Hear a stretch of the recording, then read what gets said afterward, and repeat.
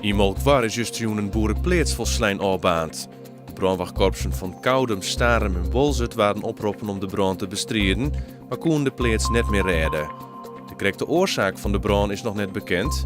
De bewoners van de borkerij wienen thuis toen de brand uitbruts. Zij konden op tijd naar boeten komen. De afvalverbaningsoven van Omren in Haas leidt al zo'n manje stil.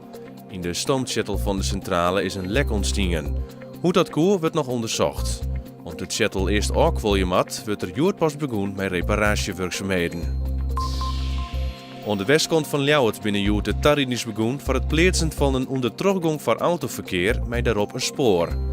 Aan het bouwwerk van zo'n 20 meter lang en 16 meter breed is man werken. Morgen wordt de constructie van 1800 ton plaatst. Het project is onderdeel van de onlist van de Heerkom Ljouwert.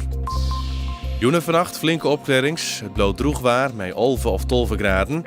Morgen schijnt geregeld de zinnen en leidt de temperatuur tussen de 20 en 22 graden.